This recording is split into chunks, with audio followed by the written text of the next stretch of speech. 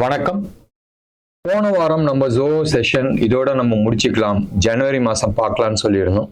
நேற்று சேனலில் வந்து நான் ஒரு ரிக்வெஸ்ட் வச்சுருந்தேன், யாருக்காச்சும் இந்த வாரம் ஜோ வேணுமா, மீட்டிங் வேணுமான்னு. ஏன்னா நிறைய பேர் வந்து கேள்வி கேட்டுட்டு இருந்தாங்க. நிறைய பேர் வந்து வாட்ஸ்அப் குரூப்பில் வந்து மெசேஜ் போட்டிருக்காங்க இண்டிவிஜுவலாக, தட் ஜோ மீட்டிங் வச்சா நல்லா இருக்குன்ற மாதிரி. இந்த வாரமும் சாட்டர்டே ஈவினிங் 6 to 8 நம்ம வந்து ஜோ மீட்டிங் வச்சிருக்கிறோம். நிறைய பேர் வந்து மார்னிங் செஷன் வச்சா பெட்டரா இருக்குன்ற மாதிரி சொல்லியிருக்கிறாங்க. மார்னிங் செஷனோட ஈவினிங் செஷனை வந்து நிறைய பேர் கேட்டிருக்கீங்க. இந்த வாரம் மார்க்கெட் கண்டிஷன் என்ன, இது வந்து ஃபால் வந்து என்ன ஸ்டேட்டஸ்ன்றது டிஸ்கஸ் பண்ணுறது தான் மெயினாக இருக்கும் அஜெண்டா. என்னென்ன ஸ்டாக்கை வந்து நம்ம எக்ஸிட் பண்ணலான்றது முடிவு பண்ணலாம். ஒன்று, போன வாரத்துக்கான ஸ்டேட்டஸ் ஸ்கோர். நம்ம வந்து போன வாரம் என்ன சொன்னோமோ அந்த 15 செக்டார்ஸ் எல்லாமே வந்து டேஞ்சர் ஜோனில் இருக்குது. 4 செக்டார் தான் வந்து பாசிட்டிவ் சைடில் இருக்குன்னு சொன்னோம். அந்த 4 செக்டாருமே நீங்கள் எடுத்து பார்த்தீங்கன்னா நேத் ஃபால்லையும் பெருசாக எஃபெக்ட் ஆகலை. ஸோ ரொம்ப சிம்பிள், QR கோடு இருக்குது, QR கோடை ஸ்கேன் பண்ணுங்கள், 199 rupees பே பண்ணுங்கள், கூகுள் ஃபார்மை ஃபில் பண்ணிவிட்டு சப்மிட் பண்ணுங்கள். இந்த QR கோடில் பே பண்ண ஸ்க்ரீன்ஷாட்டை வந்து எங்களுக்கு ஷேர் பண்ணுங்கள். இது இல்லாத எங்கள் பேங்கிங் டீட்டெயில்ஸ் இருக்குது, இந்த பேங்கிங் டீட்டெயில்ஸ்க்கும் நீங்கள் வந்து ஃபண்ட்ஸ் அனுப்பலாம். ஆஸ் யூஷுவல் உங்களுக்கு வந்து சாட்டர்டே இன்னைக்கு ஆஃப்டர்நூனே வந்து ஜோ லிங்க் வந்துடும். வேறு ஏதாச்சும் சந்தேகம் இருந்தால் எங்கள் கால் சென்டர் நம்பருக்கு கால் பண்ணுங்கள், 9444468888. வரும் சனிக்கிழமை 23ஆம் தேதி சாயந்தரம் 6 to 8 நம்ம சந்திப்போம். இன்னைக்கு வந்து ஒரு வித்தியாசமான இது, மோஸ்ட் லைக்லி இப்படி இருக்குமான்றது ஒரு சின்ன சந்தேகம் தான் இருந்துச்சு. பட் டெஃபினட்டாக வந்து ஒரு புல் பேக் இருக்குன்றதை நான் எதிர்பார்த்தேன். இன்னைக்கு மார்னிங் வாட்ஸ்அப் சேனலில் வந்து நான் வந்து சொல்லியிருந்தேன், நம்ம ஜூம் செஷனில் யாரெல்லாம் அட்டன் பண்ணாங்க அவங்களுக்கு மார்னிங் வந்து ஒரு வீடியோ போட்டிருந்தேன். 1 minute தான் போட முடியுது, அதில் சில லிமிட்டேஷன்ஸ் இருக்குது, அதுக்கான ஒர்க் நம்ம பண்ணிகிட்டு இருக்கோம். அதில் வந்து நான் ஒரு விஷயம் சொல்லியிருந்தேன், ஷார்ட் பண்ணுறது கொஞ்சம் அவாய்ட் பண்ணிங்க. ஒன்று. ரெண்டாவது வந்து யாரெல்லாம் வந்து அவங்களோட பொசிஷன் ஸ்கொயர் ஆஃப் பண்ணணும்னு நினைக்கிறீங்களோ ஒரு 10-10:30 மணிக்கு அப்புறமா வந்து ஒரு புல் பேக் வரும், அந்த புல் பேக் அப்புறமா நீங்கள் வந்து வித்துக்குன்னு சொல்லியிருந்தேன். இந்த புல் பேக் வந்து கம்ப்ளீட்டாக வந்து ரிவர்சல் ஆகுன்றது எதிர்பார்க்கல, பட் ப்ராபப்ளி ஒரு 2 நாள் கழிச்சு நடக்கும்ன்ற மாதிரி நினச்சிட்டு இருந்தேன். இன்னைக்கே வந்து இவ்வளோ வரும்ன்றது எதிர்பார்க்கல, பட் செம்ம ரேலி. மெயினாக வந்து இந்த ரேலிக்கு காரணம் வந்து இனிஷியலாக நீங்கள் எடுத்து பார்த்தீங்கன்னா 2 ஸ்டாக்கு நேற்று உழுவாத ஸ்டாக், கோட்டாக்கு அண்ட் HDFC. நேற்று எடுத்து பாருங்களேன், இவ்வளோ பெரிய ஃபால்லையும் இந்த 2 ஸ்டாக்குமே வந்து கீழே உழுவுல. It was something very positive. ஒன்று. அண்ட் இந்த 2 ஸ்டாக்குமே மேலே பாசிட்டிவ் சைடில் போக ஆரம்பித்தோடனே மற்ற ஸ்டாக்ஸ்லாம் வந்து ஓரளவுக்கு அப்படியே மேலே ரேலி பண்ண ஆரம்பிச்சிச்சு. ரேலி பண்ணும் போதும் யாரெல்லாம் இன்னைக்கு காலையில் வந்தோடனே ஷார்ட் பண்ணாங்களோ அவங்க எல்லாருமே வந்து ட்ராப் பண்ணாங்க. நிறைய பேர் வந்து புட்டு வாங்கி வச்சுருந்தாங்க, அந்த புட்டை எல்லாத்தையுமே வந்து காலி பண்ணிச்சு. அண்ட் ப்ராக்டிக்கலி ஸ்பீக்கிங் மத்தியானம் 1:30 மணிக்கு மேலே நல்லாவே தூக்க ஆரம்பிச்சிட்டாங்க. ஸோ இதுதான் வந்து basic story and this is how the market. இது இன்னைக்கு நீங்கள் எடுத்து பார்த்தீங்கன்னா பேங்க் நிஃப்டி நேற்று என்ன உழுந்துச்சோ அதோட பெட்டராக வந்து மேலே தூக்கியிருக்கு, 627 பாயிண்ட்ஸ் மேலே தூக்கியிருக்கு. பொசிஷன் எப்படி இருக்குன்னு சொன்னால் நான் சார்ட் காட்டில் நாளைக்கு நான் வந்து டிஸ்கஸ் பண்ணலாம். நேற்று பார்க்கு மேலே வந்து க்ளோஸ் ஆகிருக்கு. ஸோ சரியான ட்ராப். அண்ட் கடைசி ஒரு 45 minutes நீங்கள் எடுத்துக்கிட்டீங்கன்னு சொன்னால் ஆக்சிஸ் பேங்க்கு, ICICI பேங்க் இவங்களாம் வந்து சப்போர்ட் பண்ணாங்க. ஆக்சிஸ் பேங்க் இன்னைக்கு வந்து ஒரு ஹேமர் கொடுத்துருக்குறாங்க.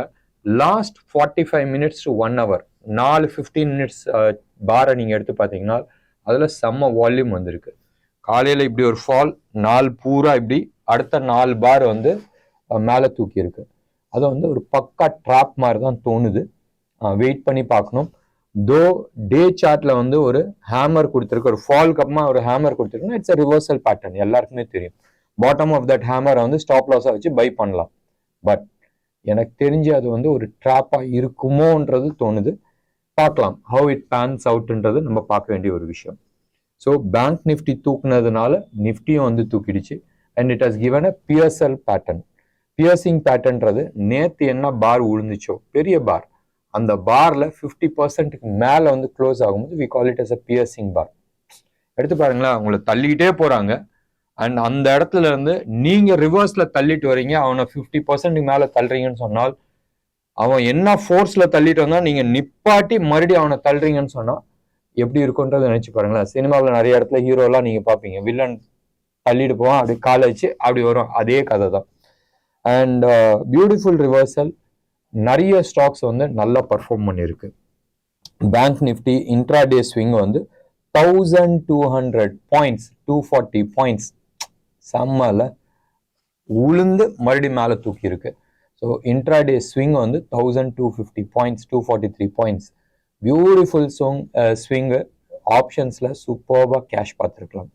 நேற்று ஆப்ஷன்ஸில் எந்த அளவுக்கு வந்து புட் ஆப்ஷனில் பார்த்தாங்களோ அதே மாதிரி இன்னைக்கு கால் ஆப்ஷன்ஸில் கட்டாயம் பார்த்துருப்பாங்க, ஃப்ரெஷ் கான்ட்ராக்டில் பேங்க் நிஃப்டிக்கு. ஸோ நிஃப்டியை பொறுத்த வரைக்கும் அதே மாதிரி தான் கொடுத்துருக்கு.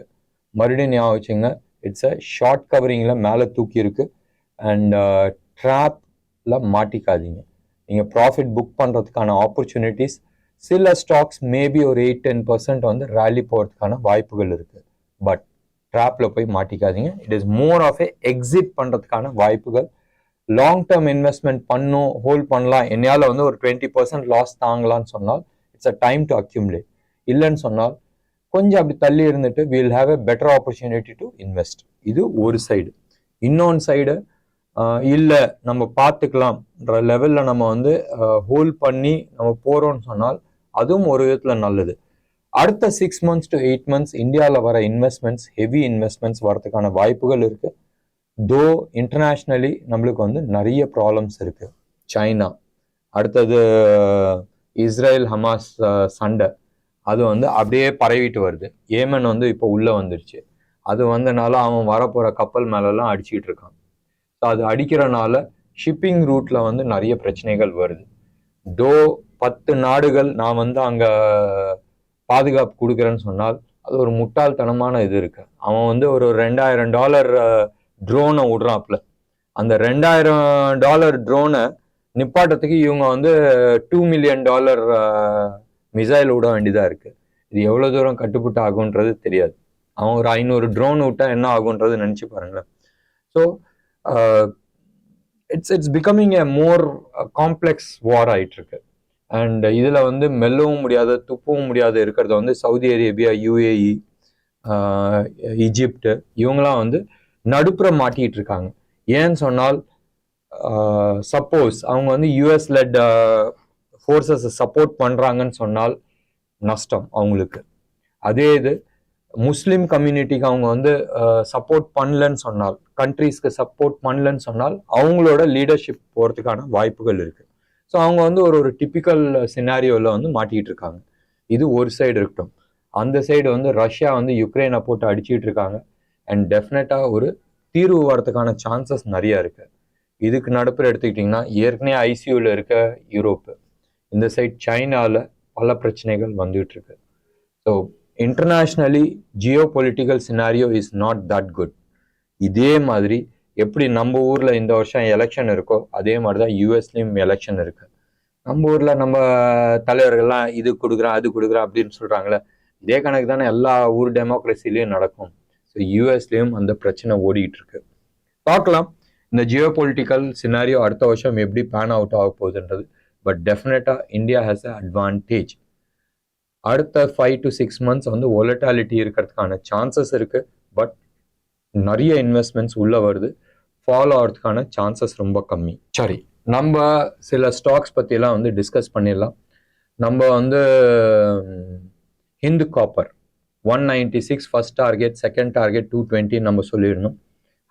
தொட்டுட்டா பாடுறான்னு சொல்லிட்டு கரெக்டாக 220 rupees 30 பைசாவை அப்படி தொட்டுட்டு ரிவர்ஸ் ஆகிருக்கு.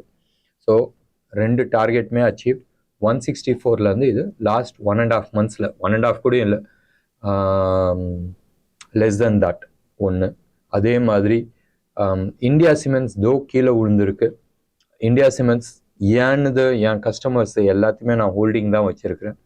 ப்ராபப்ளி அது வேவ் 3 முடிச்சு அப்படியே எக்ஸ்டெண்ட் ஆகும்னு நினச்சேன். It has come to wave 4. இங்கே வந்து ஒரு கன்சாலிடேஷன் ஆகிட்டு மறுபடியும் மேலே போகிறதுக்கான வாய்ப்புகள் இருக்குது. BEML நம்ம எதிர்பார்த்த டார்கெட் நோக்கி தான் போயிட்டுருக்கு. நல்லா இருக்குது ஸ்டாக்கு. இந்த மாதிரி நிறைய ஸ்டாக்கை நம்ம ஸ்பெசிஃபிக்காக சொல்லலாம். லாஸ்ட் ஒரு 2-3 வீக்ஸாக நம்ம வந்து டிஸ்கஸ் பண்ண நிறைய ஸ்டாக்ஸ் நீங்கள் எடுத்து பாருங்கள். இந்த சாட்டர்டே ஜோஹோ மீட்டிங்கில் டிஸ்கஸ் பண்ணதில் ஆல்மோஸ்ட் 50% வந்து நம்ம சொன்ன 8-10 ஸ்டாக்ல வந்து பாதிக்கு மேலே வந்து ஓரளவுக்கு பாசிட்டிவ்ல இருக்குது, பாதிக்கு மேலே வந்து ஓரளவுக்கு நெகட்டிவ்ல இருக்குது. ஸோ இந்த சாட்டர்டே விட்டுட்டு பழைய ஸ்டாக்ஸ் எல்லாத்தையுமே நீங்கள் எடுத்து பார்த்தீங்கன்னா நல்ல ப்ராஃபிட்டில் இருக்கிறோம். இன்னைக்கு நான் ஸ்டாக் ஸ்பெசிஃபிக்காக எதுவுமே நான் டிஸ்கஸ் பண்ணல. இன்டர்நேஷ்னல் மார்க்கெட்டில் ஒரு கிளாரிட்டி இல்லை. நம்ம மார்க்கெட் செம்ம பாசிட்டிவாக வந்திருக்கு. யூஎஸில் ஃபியூச்சர்ஸ் மார்க்கெட் வந்து ஃப்ளாட் பாசிட்டிவாக இருக்குது, யூரோப் எல்லாமே நெகட்டிவாக இருக்குது. கிறிஸ்மஸ் ஹாலிடேஸ் போகிறாங்க, அவங்க ப்ராஃபிட் புக் பண்ணுறதுக்கான சான்சஸ் நிறைய இருக்குது. நேற்று டாலர் இண்டெக்ஸ் வந்து கீழே விழுந்துச்சு. அதுக்கான எதிர்வொலி நீங்கள் எடுத்து பார்த்தீங்கன்னா அதுக்கு ப்ரொபோர்ஷனேட்டாக வந்து கமாடிட்டிஸ் ஏறல, பட் கமாடிட்டிஸ் ஏறி இருந்துச்சு. இந்தியன் மார்க்கெட்டில் டாலர் இண்டெக்ஸ் கீழே விழுந்தனால ருப்பி வந்து ஓரளவுக்கு ஸ்ட்ராங் ஆச்சு. 83 rupees 22 paisa 25 paisa அந்த ஜோனுக்கு வந்துச்சு. 35 இருந்துச்சு, ஒரு 10 பைசா வந்து கெயின் ஆயிருக்கு. கோல்டை பொறுத்த வரைக்கும் ஓரளவுக்கு ஸ்ட்ராங் ஆகி நேற்று வந்து $2040 வரைக்கும் போச்சு. இந்தியன் ருப்பியில் 24 கேரட் ஹோல்சேல் ரேட் ஜிஎஸ்டி ரேட்டோட 6,405, 410, 415 அந்த ஜோனில் வந்து ட்ரேட் ஆகிட்டு இருக்கு. இன்ட்ரெஸ்டிங்காக இருக்குது. நிறைய பேர் கோல்டு வாங்கணும்னு பார்க்குறாங்க, பட் அந்த ப்ரைஸில் சஸ்டெயின் ஆகுமான்றது தெரியல. வெயிட் பண்ணி பார்க்க வேண்டியது இருக்குது. நம்ம இந்த வாரமும் ஜோஹோ செஷன் வைக்கலான்னு முடிவு பண்ணியிருக்கிறோம். நிறைய பேர் வந்து வாட்ஸ்அப்பில் வந்து கமெண்ட்ஸ் போட்டிருந்தீங்க, ஜோஹோ செஷன் வேணுமா வேணாமான்றது நேற்று நான் சேனலில் கேட்டிருந்தேன். நிறைய பேர் வந்து வையிங்க, ஒரு பயம் இருக்குது, இது வந்து என்ன பண்ணுன்றது கைடன்ஸ் இல்லை, நீங்கள் கைட் பண்ணுங்கன்ற மாதிரி கேட்டிருக்காங்க. ஸோ ஆஸ் யூஷுவல் இந்த வாரமும் ஜோஹோ செஷன் சாட்டர்டே அன்னைக்கு ஈவினிங் தான் வச்சுருக்கிறேன். 2-3 பேர் வந்து மார்னிங் வச்சா நல்லா இருக்கும்னு சொன்னாங்க, பட் மெஜாரிட்டி பேர் வந்து ஈவினிங் வச்சா நல்லா இருக்கும்ன்றது சொல்லியிருக்கிறாங்க.